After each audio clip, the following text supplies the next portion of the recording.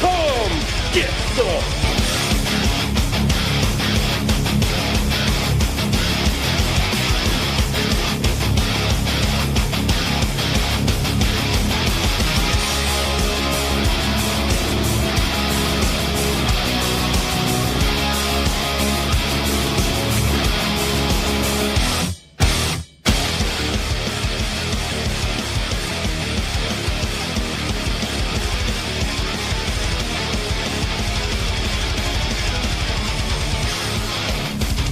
Good morning and welcome to the 25th edition of the Kickout, your weekly pro wrestling guides right here on 90.3 Near FM. I'm Dave Cullen and I'm joined by the New Day's sock manufacturer, Daragh Maher. Daragh, how are you this morning? I'm fantastic. How about yourself? Not too bad. Now, where do socks come from? Is that really you? It's ironic because you're wearing a New Day t-shirt this morning, so you're obviously in the mood for everything today. Yep. Because I have the power of positivity flowing through me. Because tomorrow is, or today I should say, is NXT TakeOver. Ooh. And tomorrow is Survivor Series. It's a huge weekend. I can't wait. Well, it starts 5 days of just wrestling all the way.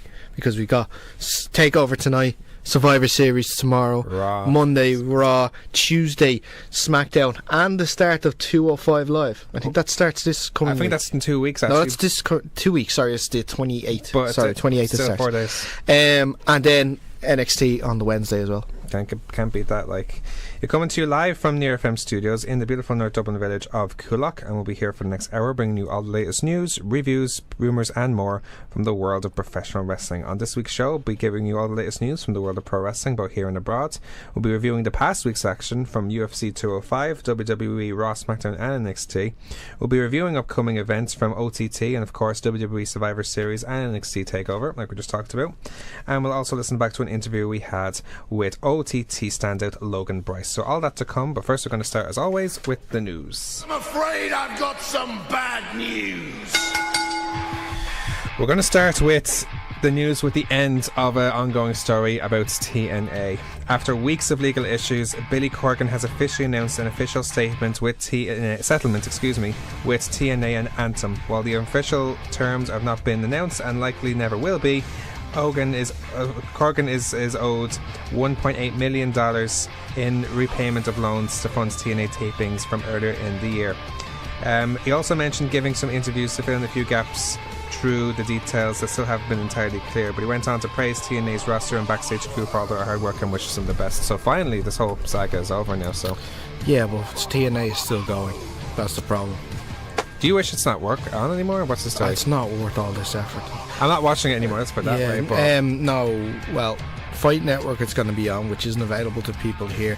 It was on Challenge, of course, last week sent out the tweet that they're not showing it anymore, which kind of makes sense because they were showing pay-per-views a week after they happened and it was just not working. Yeah, and they're struggling in the UK as well. Obviously they're not in Challenge, don't have them anymore. There's rumours that they're going to be doing a WWE style network, so instead of having contracts with TV channels, they'll be able to just put the stuff on the network. That work though?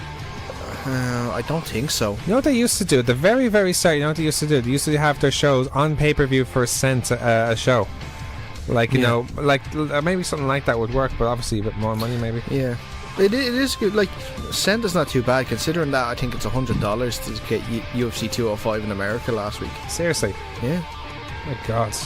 And here we are watching it like here for free, like if you like. Exactly. If you have BT Sports, you get it for free. Well, not really. You have to pay for it. Well, we don't advertise that other stuff. Anyway, during a recent interview with the Law podcast, Chris Jericho reveals the origins of the list and how it came to be. He said, quote, "So what happened was the gift of Jericho, and I wish I could take credit for it, but I came up with it. But Jimmy Jacobs, no stranger to anyone who's a fan of Ring of Honor or any of those big independent companies. He said he got this idea that the list of Jericho and you could put their names. So yeah, it's a great idea and we did it." So there you go. So there you go. Jimmy Jacobs. I'm not really with him, but still, it makes sense. Like that, maybe Jericho would probably look elsewhere for ideas. Like I'm not saying you'd steal any ideas, but it makes sense. But it's like, okay, that's where it came from. Jericho doesn't steal ideas; he just makes them work. Yeah, that's what I mean. I never accused him of stealing. You're right. He just makes the simplest ideas cool. Some last weekend, Joey Styles was one of the commentators for Evolve 72 pay-per-view. During the broadcast, he turned to ring announcer Joanna Rose and said the following, quote, "Joanna, you look great tonight, and if our next president was here, he'd want to grab you by the beep." Well, he never said it. He didn't even say a beep. He just said, "I'm not going to say it. I'm not going to say it." Yeah. He didn't actually say the word. Did he not? No. Oh, so actually, it was like ... So he didn't actually say the word whatsoever. Yeah, he didn't even say the word. Whatever the case, as a result, he was immediately fired by Evolve. It's the second time Styles has been released by a wrestling company in this calendar year, as in August he was released by WWE, where he served in multiple capacities, including ring announcer and first vice president for digital media content. So yeah, well, he was told beforehand no political jokes, so I think that's why he got fired. It wasn't because so he didn't actually say bad. No, he didn't say the beep. He didn't say the beep. No, he was told no political jokes. He told a political joke, and he got fired for it. Now, presumably the McMahons are all Republicans as well, so which we'll well, get they to. are, yeah. Well, they gave like $7 million to Trump's campaign, which we'll get to in the news, actually. Yeah. Some more unfortunate news this week. Vader, real name Leon Allen White, posted on Twitter that multiple doctors have suggested a bad prognosis for him, saying that he's likely to suffer from congestive heart failure, giving Vader 2 years to live. He recently survived a major car crash. While it's likely unrelated to his heart problems, might be the reason for his recent doctor visit. So it's awful news, because especially Vader, he's a living legend, really, when you look back at what he's accomplished. Exactly. Not just in WWE, but all over the world. Like, former world champion in Japan, and so on and so forth. And now I think Mick Foley is leading the charge now to get him put into the Hall of Fame before he passes away. He has to, so he can be there to accept it. Absolutely, I think he should be there for sure. And Stan Hansen be the guy to induct. In fact, Vader inducted Stan Hansen last year, didn't he? Mm-hmm. Yeah, because they were tag team partners in Japan. We're going to leave this news with a very interesting news about Lindsay McMahon. Reports have confirmed that Lindsay McMahon is under consideration by US President-elect Donald Trump's transition team as a candidate for the position of the Secretary of Commerce. Further, McMahon has commented that she would be honoured to serve the role if called upon by the Trump administration. Part of the team that turns WWE into the global giants that it currently is, McMahon will not be a bad fit for the cabinet role she is under consideration for. However, she's not the only name on the list under consideration, of course, but she's also in consideration for the Secretary of Treasury role. So should that role fall, McMahon will be in default move into the list of potential candidates. So there you go. Can you imagine Linda McMahon working for Donald Trump in the government? US government? Well, I couldn't imagine Donald Trump as president, so anything can happen at this stage, really, can't it? Well, I think the way Donald Trump has gone about it, and this is probably the only political thing we'll say on this show, is that he's bringing as many people as he can to do all the good work. And like typical businessman in a way. Like, to be the secretary is like, comparison to this country, is like to be a minister. So if you're bringing someone like Linda McMahon in, who has had no political background apart from a failed attempt to be elected as a senator, I think so, yeah. Senator Connecticut, I think. Yeah. Years ago, it's not really a good idea. But like, if he wants to do it, go. Obviously, we can't do anything to stop him. But I don't know. Exactly. I don't know how good of an idea this is, but sure, we live in the age of Trump now, so there's not much we can do about it. Yes, we're all minions to the age of Trump. We're going to move on now to our reviews of the week.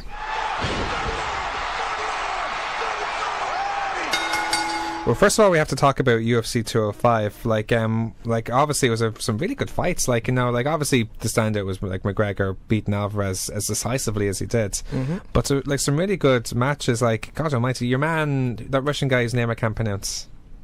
Oh, Habib. Wow, yeah. He destroyed Michael Johnson.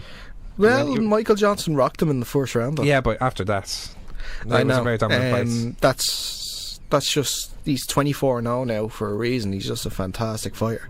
God, imagine him and McGregor. Like, there was a standoff between the two of them, like backstage. Yeah, you'd fear for McGregor, but the thing is he's saying that he wants a world title, and he definitely deserves one, I think. So we'll see what happens, but the rumours is that McGregor won't be fighting again now till the summer of 2017. So give him the interim title or something like that. Like, can't give him an interim title. Well, there's no reason to give him an interim title. Well, what's going to happen with McGregor then? He's just going to relinquish the title, or No. He's just not going to fight until 2017. I think it's like could be a medical suspension as well. maybe? That will stop it. And obviously they're not going to force him to fight if he's just about to have a kid. Like, so. Anyway, another match is Frankie Edgar beat Jamie Stevens by unanimous decision. Raquel Pennington beat Michelle Taints by decision. That was a very good fight, actually. It was a good fight. Unfortunately, Miesha Tate did retire afterwards as well. I didn't see that. Yeah, straight after the fight, she was having an interview with Joe Rogan, and she just said, "This is my last fight. I'm done." See, I was watching it in Lafayette's in town. Like, we couldn't hear the commentary. Yeah. The only time we stay quiet for commentary was obviously during McGregor after the fight. But beyond that, we didn't hear that. That's such a shame. But no, she had a great career, and she's one of the pioneers of women's MMA. Yeah. So I don't know. I think it could have been reactive. I think maybe she might take some time, because she did do this before. Oh, really? And she did come back, and she was only saying a couple of weeks before the fight that she was happy that Ronda Rousey was back, because she wanted to fight Ronda again. So we'll see. Maybe her heart just isn't in it anymore. Hopefully that's not the case. Maybe she's thinking. I know she's been, her trainer / boyfriend Brian Caraway, been there together a long time. I don't know. Maybe they want to start a family too. So perhaps, yeah. All the best to her in her future endeavours, whatever she does. But hopefully, maybe it's not the last time we see her in the octagon. In other matches, Yoel Romero beats Chris Wyman in probably the upset of the night, really, like a third round KO. More so because it was Chris Wyman's hometown in New York. That knee was vicious, though. Oh my god. Oh. And Romero's striking is a lot better than I actually thought. I thought he'd wrestle him and take him down and beat him to a pulp in the grounds, but no. Yeah, he was pretty gassed though. In the second round he was pretty gassed, and he wasn't moving well. He's getting in a lot of trouble nowadays because of his antics that he does between rounds. He does whatever he can to try and get a little more time in between rounds so he can get some energy back. And it's starting to get noticed. So I think his next fight is probably going to be against Michael Bisping for the title. So they're really going to clamp down on the play acting to make sure that doesn't happen again. For the women's strawweight title, Joanna Jędrzejczyk retained her title against Caroline Kowalkiewicz, if I'm pronouncing that correctly. It's way better than the last week anyway. Yep. Unanimous decision. It's a great fight. That was it was a great fight. Yeah, and it's amazing to think now, before Conor McGregor and Joanna Jędrzejczyk, there was only two Europeans who won UFC titles. That was Bas Rutten and Andrei Arlovski, I think. Maybe I'm missing one. And now there's another Mirko Cro Cop. He never won a UFC title. He never won a UFC title? Nope. He never won the Pride title either. He won the tournaments and Prides, that's it. He never won okay. He never challenged for one either. He was close. If he beats remember Gabriel Gonzaga kicked him. Yeah. That first fight. If he won that match, he would have got Randy Couture. But no. In the most controversial match probably for the welterweight title, Tyron Woodley and Stephen Thompson went to a majority draw, but it was originally a decision for... That was a great fight. It was a great fight. That was a great fight. Do you think it was a draw? Looking at the fight, I thought maybe, because I thought it was a draw. I didn't think Wonderboy won it. I don't think Woodley won it either. So I thought Thompson won 2, 4 and 5, but I thought the round 3 or 1, I'm not sure which one, was so dominant. 1 or 4, it was a 10-8 round. Exactly. Yeah. So I think it was a good call in the draw, and obviously McGregor won the title. Very decisive. I'm surprised how McGregor made that so easy. It's unbelievable. I'm surprised Eddie Alvarez decided to box with him though. Yeah, he's a much better fighter. Well, he did try to take him down a couple of times, but McGregor's stand-up defense was fantastic that night. I'd admit, I was watching the build-up like any excited fan towards for the whole week, and I looked at McGregor and I thought he was acting a little different this time than he was in his usual fights. He wasn't as charismatic as he was normally. He's more focused, if you like. Maybe. He could have been more focused, yeah. But I thought something bad was going to happen. That maybe because he said he was going to make the big announcement, maybe he was just going to give it up entirely. But obviously that wasn't the case. 2 rounds, I think he knocked him down a total in 5 times. And the 5th time he kept him down, and it was so easy. And his interview at the end, straight after it with Joe Rogan, was fantastic. I think the trouble is, I think the thing is with McGregor at the moment is that I think he learned from the first Nate Diaz fight, and as a result of that he's been way more focused. He's not smiling to the ring anymore. Well, yeah, his coach John Kavanagh did speak about it. He spoke about how he noticed that their relationship had gone a different way, and they weren't as close as they were used to after the Diaz fight. and he made efforts to change that, and McGregor noticed that also, and he also made efforts. But an interesting, I listened to the Joe Rogan podcast during the week, and he says up to 2 weeks before the first Diaz fight that he lost, Conor McGregor was on antibiotics for a staph infection. I did not know that. No, I didn't know that either until you spoke about it, and so that's something as well as to why he was so gassed in that fight too. But anyway, we're not talking about that one. We're talking about this one. 2-weight world champion, still not the pound for pound number one in the rankings, which is weird. Considering what he's achieved, first time there's a dual-weight world champion in the UFC, he has to be up there. Yeah, and then Mighty Mouse Demetrius Johnson is number one. Is McGregor number 2? Yeah, I'm okay with that, because Demetrius Johnson, he, in my opinion, there's no better technical guy than him in the world right now. But the thing is, Demetrius Johnson's last 2 fights he's pulled out of. Oh, is that right? Yeah, I don't know that actually. He's pulled out of through injury. So how can I don't think so. He shouldn't be number one at the moment if he hasn't fought in so long. McGregor, I think, has fought like 2 times since Johnson's last fought. Yeah, or 3 maybe. I'd have to look back at my time. Well, I think like their UFC go by longevity as well, where they're like, because Demetrius Johnson, as far as I'm aware, actually no, but the exception of Joanne Czech, is their longest reigning champion at the moment. I think I'm wrong at that. Oh no, he's been champion for a long time. No, way longer than that. I'm sorry that. But for a very long time. Yeah, so I think they award longevity with that, which is understandable. Like, hence why Anderson Silva and the likes and George St. Pierre are always up there as well. Like, for so long. Let's move on to WWE now. For this one, like, it's a lot of Survivor Series, or that was linked to both shows this week, both Raw and SmackDown. Like, of course, people going there and people going here. Of course, because it was the go home shows. It was the go home show. Yeah, but obviously SmackDown made it a little different because it was 900, SmackDown 900. Like showing off the highlights of the past SmackDowns, like exactly where there were some good highlights, very good highlights. Yeah, so I guess the sort of main talking points, especially from Raw, would have been first of all the Goldberg and Brock Lesnar standoff. Do you think that's like the security thing was cool? Like apparently they're all indie wrestlers. Like, they always are. Apparently, like I discovered that Tommaso Ciampa, he like played like some role against the Undertaker back in 2005 or something like that. It's amazing to think they're wrestling. Yeah, he was like a tax man or something like that. And actually, Johnny Gargano was the same. Yeah, he was in SmackDown too. It's the strangest thing about that is that like if you take the beard off Tommaso Ciampa, he does look a bit like IRS. That's why it's kind of funny. Yeah.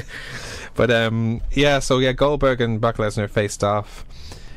For some reason, I don't know, Brock Lesnar seems to be relying too much on Paul Heyman and talking for him. He always has. But I know, but there has to be a case where, like, especially when it's a slightly personal one where Goldberg has one over Brock, and it makes you think, oh, wait a second, why can't you speak ahead of this rather than just letting Heyman speak all the time for you? I mean, it's for me, well, he did do the interview. Yeah, the backstage one. He seems to always do the backstage interviews, no problem. But when it comes to the ring, no, that's all Paul Heyman. Because he's good enough to do it himself. That's the thing. He is good enough. I don't know whether it's the case at WWE. You don't believe that he's good enough, or maybe he just doesn't want to. He probably doesn't want to. That's probably it. Like, maybe it must be. There's no other reason, because he is. I don't want to talk to you. He's more than capable. Yeah, but this is. Yeah, but he's going to be like that with everybody. This is the next best challenger he has. Yeah. The guy. Imagine if you had a guy whose exact build to him is capable of beating him, but he doesn't talk to him. No, I don't want to talk to you, Paul. Do your thing. Yeah. I don't know. I don't mind, but I like Paul Heyman. Yeah. So no, of course. Listen. No harm. As I said, Paul Heyman's Paul Heyman. But like, it ended very strangely as well. I thought, like, where like Brock was walking away, I was hoping, damn, classic heel. It is classic heel. That's all.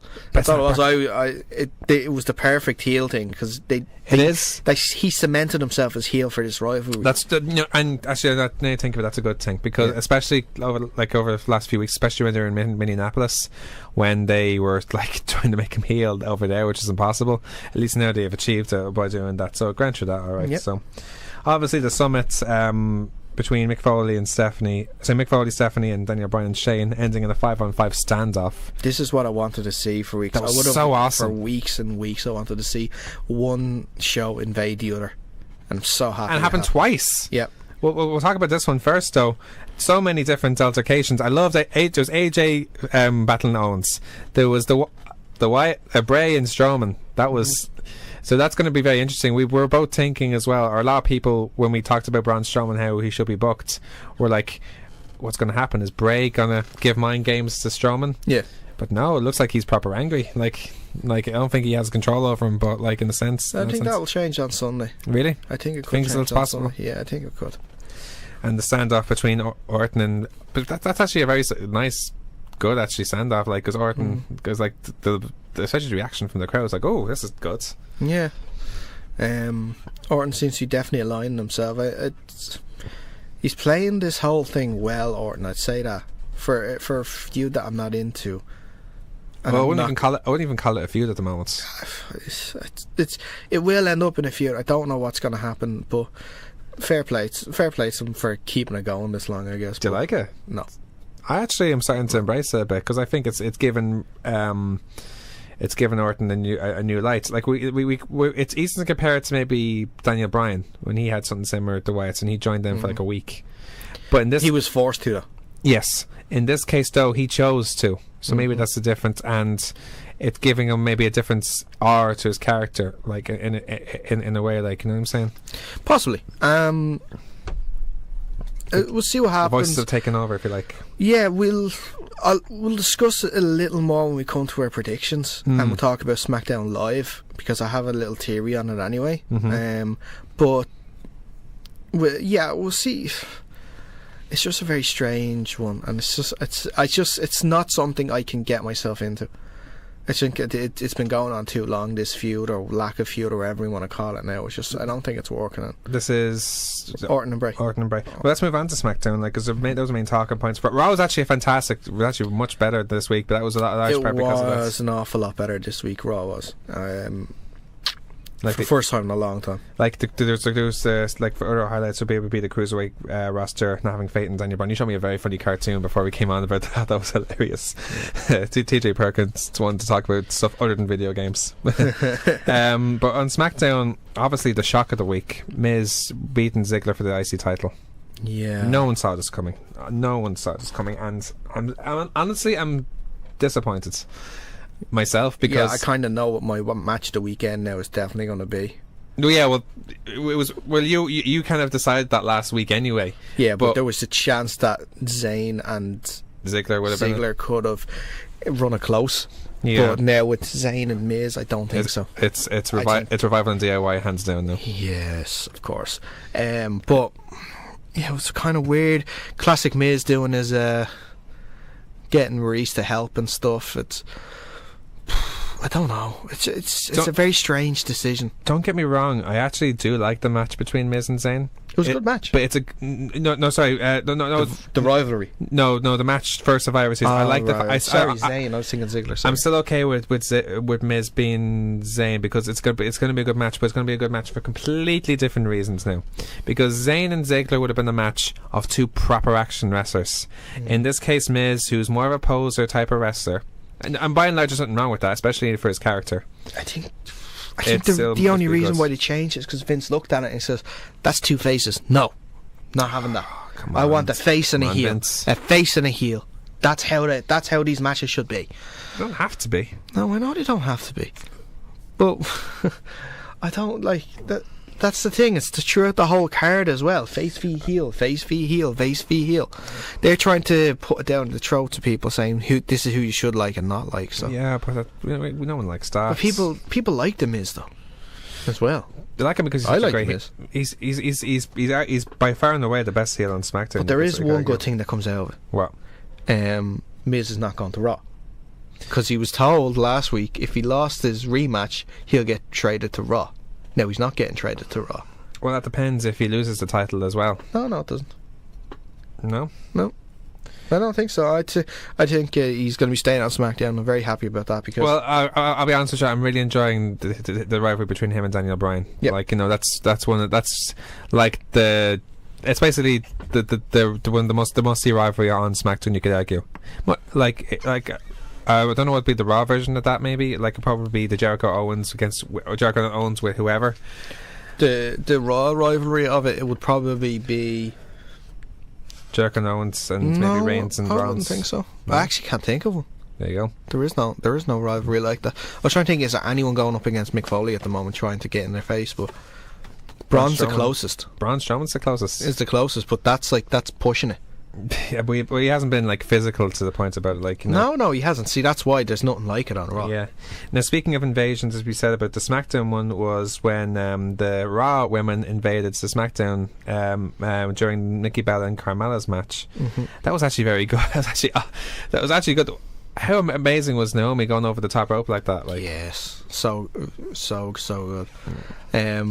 Nikki Bella getting her teeth knocked out as well. I seen that. Yeah, they showed it on Talking Smack. I'll tell you what the coolest thing from the SmackDown women is that, like, it seems like both Alexa Bliss and Carmella, who are both the heels in two rivals with Nikki Bella and Becky Lynch respectively, I don't like you don't like me, but this Sunday they got on pretty well together on Talking Smack. Yeah, which is so surprising. So it's surprising but interesting at the same time.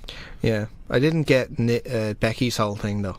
I thought that was quite odd, and it just didn't work. What the dogs? We're dogs. We're dogs. Yeah, and she's giving faces to the camera the whole time. Yeah, we've had enough. I enjoyed that actually. No, that's just no. I didn't think it worked at all. There was a thing I was on Squared Circle where they actually did a close up of maybe Kevin Dunn asked her to do that. I don't know. There was a close up of Alexa Bliss's face as she was going through doing all the Junkyard Dog stuff, and it's just the cringe. No, it was the cringe where I was like, oh really? It was a weird, very cringe. I know people can't see this, but just look up Squared Circle and you'll see it. Also, I think we also have to mention, well, before we mention the main event, can we please mention King Booker? Yes, please. Can we please mention King Booker? We know what's really cool about King Booker. The fact that he's in not only the King Booker persona, but at the very end when Breezango challenged him to his suit, he goes straight back to Booker T. Oh, that was so good. That was fantastic. I didn't think, like, they said, oh, we've got like a special guy. I thought it was going to be maybe someone like Paul London or something like that. Like Paul London. Because he was the highest rank, he was the longest tag team champion on SmackDown history. In SmackDown, yeah, him and Frank Hendrick, yeah. That's what I thought was going to do. So that's what I thought for a second there. But King Booker, so good. First of all, talking in a royal accent, and straight away gone back to Houston streets. Anyway, main event. Edge was back, looking like a Viking. Apparently, that's why he has his hair and beard back. Vikings at the moment. Didn't see him there, so I guess that's. I'm okay with it though. There you go. And then it was a bit of a standoff, let's say, between the men's team and AJ. And then all of a sudden, the Undertaker came out complimenting Shane as a man with no fear in leading SmackDown, and was very chilling in what he said to the SmackDown team, which you feel gives it away a wee bit for the results on Sunday. Taking souls and digging holes. That's a great line. I liked that. That's the next T-shirt right there. That really is, isn't it? Yeah. Yeah, I think Taker's sort of giving away what's going to be happening, because the person that messes up for the team will have to deal with Taker. That means that Taker's saying that someone's going to mess up on the team. But you know who will, if that happens, you know who I fear that will be? There's only two people I think will happen. What? Either Randy or AJ. I think it'll be neither. James Ellsworth, if he makes a mistake. No. Really? Well, like, you know, it's just that he has a capability of being very clumsy. Imagine if he does make it's a horrible way to book that match. I disagree. I completely agree, and I hope to dear God it doesn't happen. Yeah. But like imagine if that actually really did happen. You better hope it doesn't happen. I really hope it doesn't happen either. No, I don't. I'm not going to go with that either. Let's move on anyway. Like earlier on this morning, actually, we talked to Logan Bryce, a standout from OTT. Ladies and gentlemen, my guest this week. Joining me on the line now is Over the Top Wrestling Bryce. Logan, thank you for joining us this afternoon in the Kickouts. Thanks for having me. You're more than welcome. So first of all, let's talk about how you started becoming a professional wrestler. What first influenced you to try pro wrestling? My story is a bit of a funny one. I was actually asked to bring some family members to a show. Mm-hmm. I wasn't actually keeping up with wrestling at the time. I was pretty young. I was about 15. Mm-hmm. And when I got to the show, I bumped into the Irish wrestler, the Ballymun Bruiser. Okay. And was giving him a bit of stick. basically saying that anybody could do this wrestling lark. So I went down to the show and I was giving him a bit of stick, and he said, well, if you think this is so easy, why don't you come down to the gym? And I did, and then found out pretty quickly that it's not as easy as it was making it out to be. That's pretty cool. Did you actually eventually wrestle Bruiser later on, and say, oh, now you think it's tough or stuff like that, or what happened? Yeah, actually, my first match was a tag match which had Bruiser in it. Oh yeah. But we've wrestled probably too many times for me to keep track of at this stage. So it's countless times at this stage. Yeah. So obviously you wrestle under the persona of Logan Bryce. So how would you describe his character and persona? Logan Bryce is me. Basically, people always ask me about the character and kind of what my gimmick is, but Logan Bryce is me with the volume turned up. He's a rugby player. I'm a rugby player. He likes to have a fight and likes to wrestle. I like to have a fight and I like to wrestle. Mm-hmm. He's arrogant sometimes to his own fault, which is probably not too far from the truth with how some people would describe me.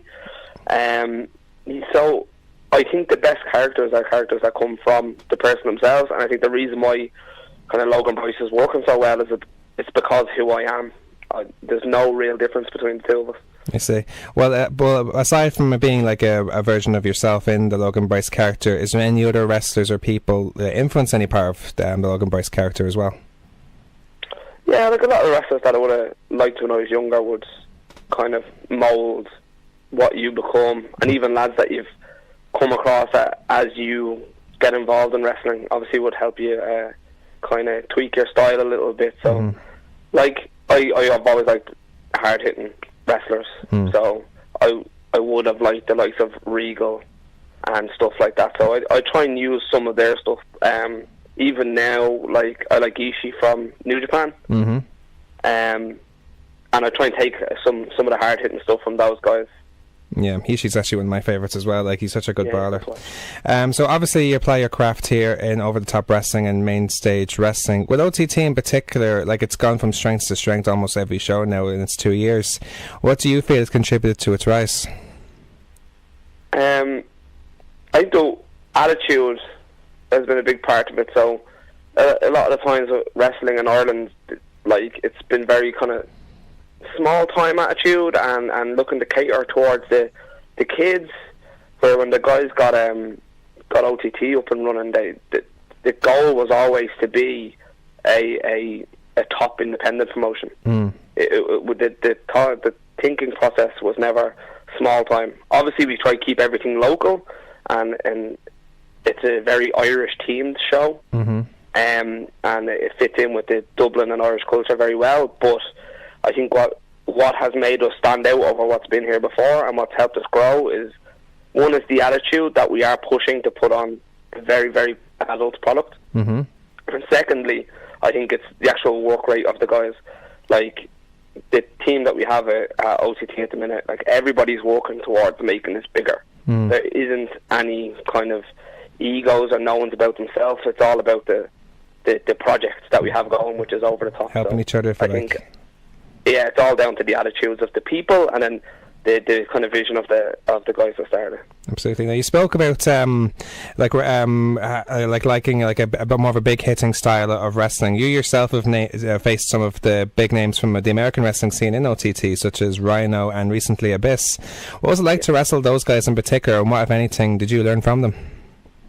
It's obviously great to wrestle these guys. Like, I would have watched them both since I was young, so the kind of bucket list things that you don't expect to do when you first start wrestling. So that alone is a good experience. But for Ireland and the indies in general, there's not a lot of massive guys.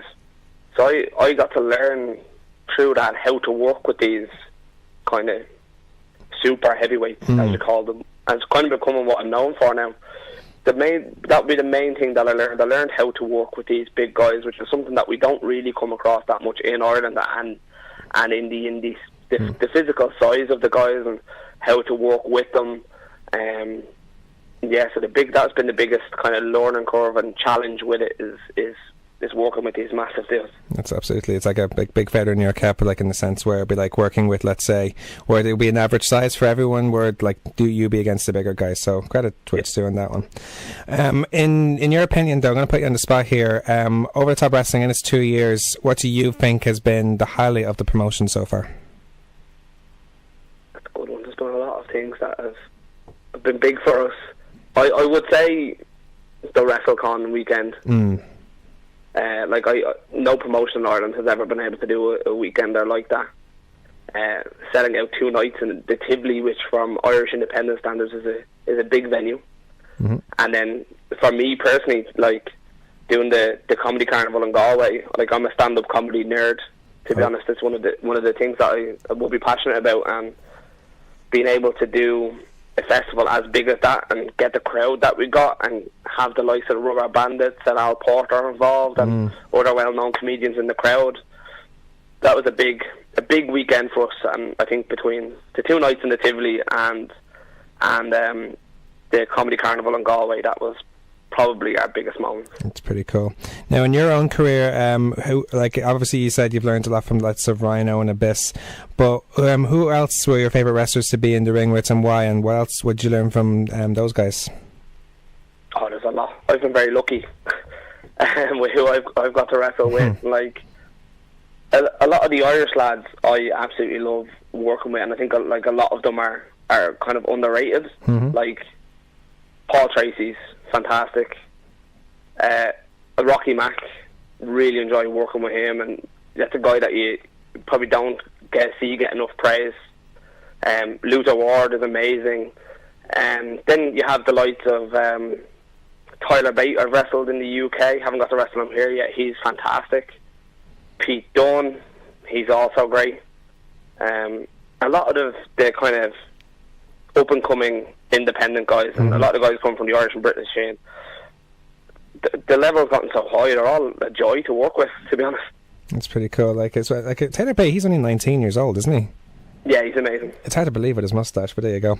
But in your own career, like what would you consider the highlights of your career so far? Doing the Comedy Carnival was a big one for me, and the first Fringe show. Because I torn my knee playing rugby, and to be honest, I didn't know whether I would be able to wrestle or play sports again. And after a year out, coming back and being in the main event with Pete Dunne, Ryan Smile, Luther Ward, and the Kings of the North, that's the high point for me, because it was a milestone I didn't think I'd hit, let alone getting back in the ring. But main events in this new buzzing promotion, which was OTT at the time as well. So I say that was a high, alright. As a fan yourself, obviously, you grew up watching wrestling, obviously, like before you started. Like, who were your favourite wrestlers growing up, and even right now as we speak? I'm a bit useless with the knowledge right now, because we watch so much of our own stuff. Yeah. So I probably haven't seen any WWE product in a long time. Well, it doesn't have to be WWE, it could be like from anywhere. Like you mentioned Aishi in Japan, for example. So yeah, like he'd be one of the guys that I would follow. I tend to keep track of the people that we know, you know what I mean, and we come across, and it's at the stage now where you're seeing lads that you've come across in the years you've been wrestling all starting to make it. But like Ishii definitely be up there. I do like a lot of the indie guys, Marty Scurll, of course, Pete Dunne. It's kind of funny because all these guys are all working with us now. Like I've always looked up to the likes of Paul Tracy even when I was younger, because he's another guy that's been completely underrated. He was fantastic. And as a kid, I was the weird guy who liked the funny facial expression. So Regal has always been probably my favourite. Yeah, good point. I remember him doing all the weird ones in the Attitude Era when he'd be like against of all those in the Attitude Era. As for yourself and your career, obviously, like do you have any long-term or short-term goals you'd like to accomplish in your wrestling career? For me, my goals are all based around the kind of making the Irish scene as big as we can. So goals for myself, I'd like to be a key part in the Irish scene boom that's happening now, and to grow over the top on the Irish scene in general, and having a scene for the lads who come through the training skills like main stage to have somewhere to go, and somewhere that's of a high standard. So my goal at the minute is to get the Irish scene as big as we can. It's pretty cool, man. Finally, I must ask you, as you say yourself, you consider yourself OTT's first cross over athletes coming from rugby to professional wrestling. But if you were to pick any other rugby player in the world to consider a career in pro wrestling and possibly be your tag team partner, who would it be and why? And bear in mind, this can be any rugby player in the world, from anywhere, so it's probably a tough two players that I'd like. Okay. So, if I could have a tag partner, okay, it would be Cian Healy, the Irish prop. Ooh, good choice. First of all, he's massive, and he's super athletic, and he's a tug, so he can handle himself. And then, if I could wrestle any of them, it would probably be Devin Toner. Devin Toner. Oh, he's second row, isn't he? Yeah, but he's freakishly big. And I kind of apply my trade wrestling freakishly big people. Good point. So he's in my next challenge. That's a very good point. So Over the Top Wrestling will be hitting first of all Limerick in Invasion Limerick on it's a Friday, isn't it? On Friday 25th of November, and then obviously Extreme Super Show 2 on November 26th in Dublin's Tivoli Theatre. Limerick's great. Both events are still, you can get tickets still on November.ie. Logan, thanks so much for coming on. It's been awesome talking to you. All the best and more, and we hope to have you on again soon. So thanks so much. Thanks very much. I appreciate you having us on. More than welcome. And that was Logan Bryce, who we spoke to earlier on this morning. Wish him all the best and over the Top Wrestling. Right now we're going to continue on with our previews of the week. Wrestling fans, are you ready? So this week we're going to preview Over the Top Wrestling as they return to Dublin's Tivoli Theatre for Extreme Super Show 2. And to tell us more about it now, on the line now is Over the Top Wrestling owner Jerry Humperdinck. Jerry, thanks so much for joining us again here on the Kickouts. It's a pleasure, Dave. Thank you, Sam. Thanks for having me. Oh, you're more than welcome. So again, you guys are back here in the Tivoli Theatre with a big card coming up, some real big stars coming in for OTT this month. When it comes to OTT, we really live by our name, which is Over the Top. So we don't like doing it by half measures. We've got some incredible guys coming over for this show. And I'll just go through a couple of them. You've got Joey Ryan coming over. Mm-hmm. You've got Tommy Dreamer coming over, which for me is a huge deal. Indeed, yeah. You've got Kenny Williams coming over. You've got some fantastic guys, and not to mention just our regular guys like Pete Dunne, Paul Tracy. I don't really like. There's no love lost between myself and Paul Tracy. Yeah. There's no denying that he's an incredible athlete. Mm-hmm. You've got Deschamont Martina, who's the very first OTT women's champion, and the list goes on of the top guys that we have on our shows, so it's going to be another amazing night. There's a particular match that you're looking forward to. Obviously, you say you have your lovely, you and Paul Tracy don't get along in particular. Like, you particularly looking forward to, let's say, him and Streamer and the street fights. Well, when it comes to me and Paul Tracy, we don't really get along. Mm-hmm. And the fact now that he's brought in this social elite and he's trying to go up against me and all of OTT. So, I'm going to give him a bit of his own medicine. So that's why I signed this street fight with Tommy Dreamer. And Tommy Dreamer is really going to kick his ass. Absolutely. And as I said, there's other great matches. Joey Ryan against Martina. The Young Lions from Germany, and I've only heard about these guys briefly. They're against the lads in the flats. That should be an interesting match. The lads from the flats, they came to me and they said, we want to get out there, we want more competition, we want to be possibly going for the tag titles down the line. Mm-hmm. But, you can't just go directly for a tag team title match, you got to work your way up. Yeah, so we've got the Young Lions coming over, and these are an amazing tag team coming over from Germany. It's going to be, this match alone is worth the price of admission, absolutely. And you've got all these other matches on. You've got Kenny Williams versus Jordan Devlin. Mm-hmm. Say what you want about Jordan Devlin and the Social League. He's one of the best in Ireland. He's going to make it to WWE one day. I can all but guarantee that. He really is amazing. So to go up against someone like Kenny Williams, it's a big deal, and it's going to be a fantastic match. And you just look at the rest of the card. It is over the top. It really is. We spend no expense when it comes to these guys. It's going to be amazing. Absolutely. So for people who are still looking for tickets, where can they go for that? They can go to eventbrite.ie. You can get your tickets on there.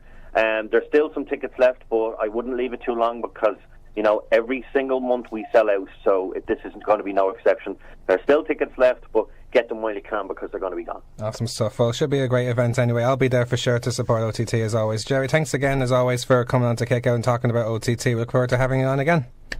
Thank you very much, Dave. Good luck. More than welcome. And that was Jerry Humperdinck from OTT previewing Over the Top Wrestling's Extreme Super Show 2, which will be taking place next week. Before we move on, we'll just give you a rundown, some other previews coming on over the next couple of weeks. Obviously, as you mentioned last week, OTT are presenting an evening with the Honky Tonk Man, arguably the greatest Intercontinental Champion of all time. We'll be having a special talking about his career and stories from it. Tickets are still on sale on november.ie, happening this Sunday, 20th of November at 7 p.m. The Fight Factory Pro Wrestling School over in Bray are having a special Superstar Wrestling card in Clara, County Offaly. Tickets are €7 on the door. It's on also Sunday, November 20th, starting at 4 p.m. Now, as we also talked to Rick last week from Low Blows, it's previewing Survivor Series. Their event is also taking place this Sunday in the Woolshed Bar and Grill. They'll be showing the full Survivor Series card as well as having games before the card starts. So yeah, I think Eddie's showing Takeover as well as before. I don't know. I never mentioned that. Like, I didn't ask him, but like I can only presume. Tickets are still available on eventbrite.ie or €10 at the door, but it's recommended to get them at the Eventbrite just for safety. Now, for next week, obviously we talked about Extreme Super Show 2 with Jerry Humperdinck. Also, OTT on Friday 25th of November will be doing Invasion Limerick at Dolan's Bar. Tickets are available on dolans.ie. The matches, one match announced so far, Marty Scurll against Fabian Ochner. Like Fabian Ochner, who was in the Cruiserweight Classic against Marty Scurll, who's obviously made a name for himself now in OTT and all around. Yeah, and he made his debut in Ring of Honor last night. Yeah, we heard over in Liverpool. Oh yeah, so who do you wrestle in Ring of Honor? Actually, of interest. Like, we discovered that Will Ospreay now, he's the Ring of Honor's new TV champion now. Yeah, like beating Bobby Fish. Congratulations to him. So look into that. Like, in the meantime, also we have to tell you, Celtic Championship Wrestling will be back on Sunday, November 27th for the Clash for All Goals, taking place in Glen Rovers Gat Club in Ballyvolane, County Cork. Tickets are still available on eventbrite.ie. There's a lot of matches announced for it so far. The Bruiser will be defending his CCW title against Lycan. The Establishment will be defending their tag team titles against the Woods Brothers. Ricky Combat will be taking on Fabian Ochner. Omega will be defending his All-Star title against Connor the Body Charisma. And in a huge grudge match, Maron Armstrong will take on Bingo Balance in the last man standing match. Dalton Castle. That's a great match, isn't it? Yeah. Dalton Castle, have you seen him at do you watch Ebola of interest? No, I haven't yet. I said sorry, I should say Ebola. I said Ebola by accident. Yeah. I'm not too familiar with watching the disease now. Go ahead. Let's move on to our yes no's. A lot of yes no's to cover this week. No! Yes! No! Yes! No! Let's get straight to it. Randy Orton to face The Undertaker at WrestleMania 33. That's a yes and a no. No. WrestleMania 33? No. Okay. Kurt Angle to promote WWE 2K18 next year. Yes. It's kind of like a thing where now anyone who promotes the game eventually comes back. Like, that's why I'm hoping he does. Yeah. Well, a lot of people say it could be sooner than that, but this way it could work, I suppose. Here's an interesting one. Liv Morgan for the main roster. No. Yeah, it's kind of unsure. Like, she... Not especially with what happened on NXT this week. No. As well, yeah. No. Finn Balor as an early favourite for the to win the Royal Rumble. Yes. Like, by then he's more likely to be back, so like it'd be good odds on that one. Right, so we have a lot to cover in terms of NXT and Survivor Series. Now, first of all, we're making predictions for this again, like we did for UFC and what was one before that? Hell in a Cell. So yeah. So you might be winning, but you don't know the events. That's just not fair. The fact is I'm still winning. Yeah. I don't want to bring it up because, quite frankly, I feel I'll jinx it if I bring it up too much. But anyway. No, you go ahead. Bring it up, jinx. I dare you. No, it's too late. No, forget about it. I'm not giving you any superiority in this. Like, so first of all, I'll start with NXT Takeover. The Offers of Pain against TM61 Dusty Rhodes Classic Final. Offers of Pain. Offers of Pain. I can't argue with that one. Yeah. Even with Ellering up in the cage, they're just too strong. Yeah. So, okay. The Revival against DIY NXT Tag Titles. Revival to win 2-1. Really? Yep. I'll go DIY 2-1. Yeah, I'm thinking Revival. I think there's going to be one title change at TakeOver, and well, you'll find out soon enough which one I think it is. Interesting. Bobby Roode against Ty Dillinger. Bobby Roode to win with a glorious pin. I'm very unsure about this one. I am going to go. I think Bobby Roode is on a route to the NXT title, so they can't halt his momentum at any point, and I think that's why he's going to beat Ty Dillinger. I will say Bobby Roode, but not by a clean win. He'll cheat somehow. Well, if he does, he does, but the thing is he wins.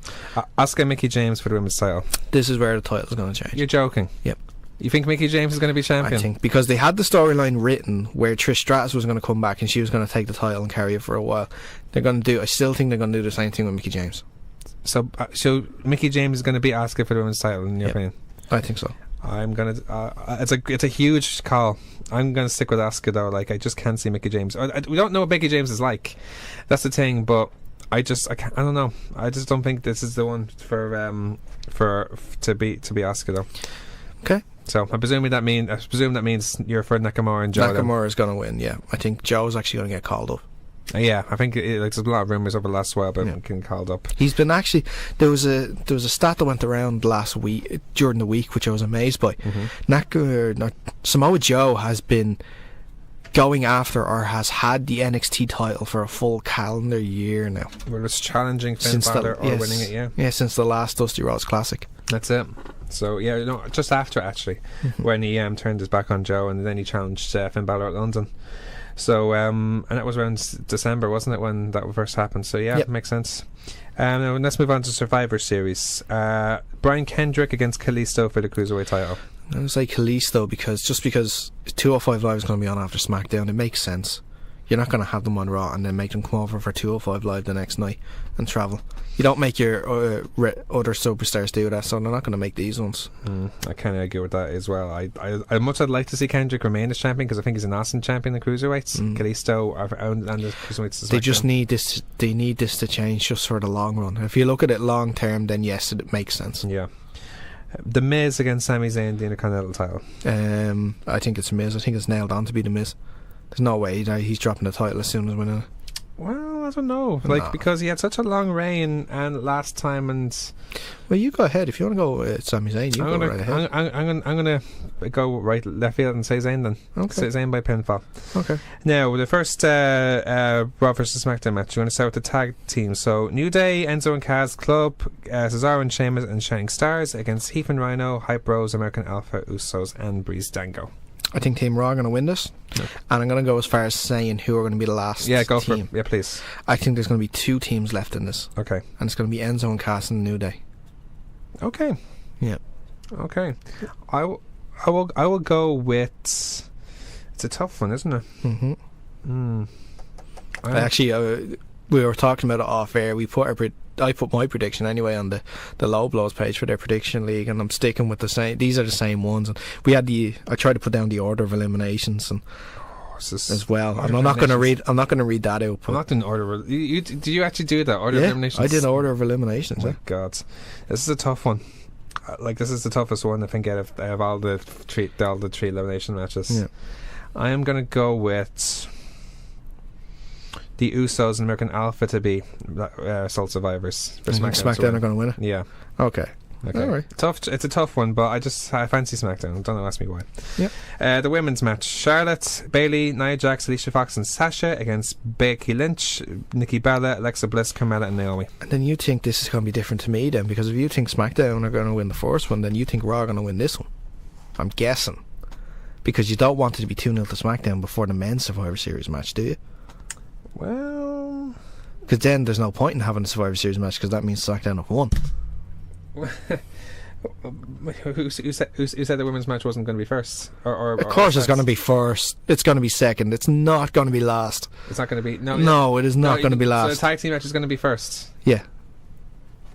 We'll never know that. Either way, it's going to be first or second. The Team Raw men are going to be last. Or the Raw Survivor Series men is going to be last. Actually, no, I have a great point why Raw are going to win this then. They're going to stick with the records. Well, I'm going with SmackDown for the women's anyway. Okay. And I say Becky is going to be the sole survivor. I'm going to go with Charlotte being the sole survivor for Raw. Finally, the men's match: Owens, Jericho, Reigns, Rollins, and Strowman against Styles, Ambrose, Wyatt, Orton, and Shane McMahon. Team Raw wins, and the two best friends in the world are going to be the two sole survivors. Ooh, Owens and Jericho. That's a good shout, actually. Yeah. I have a feeling, based on your theory on The Undertaker intimidating the bejesus out of them all, that it's going to play into this match somehow, and therefore Raw will win, and Raw will win by Owens and Rollins as opposed to Owens and Jericho.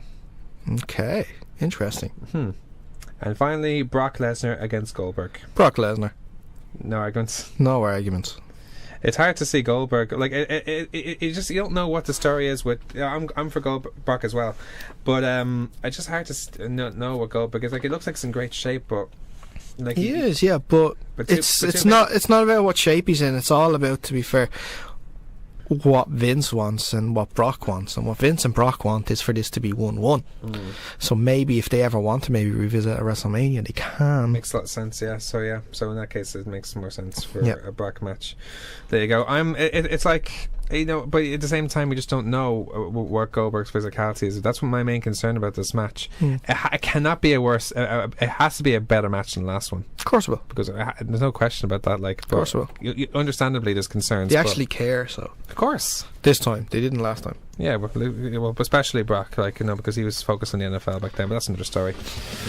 That's all we have time for this week on The Kickouts, your weekly pro wrestling guides, right here on 90.3 Near FM. Make sure to check us out on Facebook at facebook.com/The Kickout Wrestling to check out all the latest content and news that we covered today. We'll be back next week here on 90.3 Near FM to give you for another episode of The Kickout, but until then, I've been Dave Cullen, he's been Daragh Maher, this has been The Kickouts. Thank you so much for listening and have a great weekend.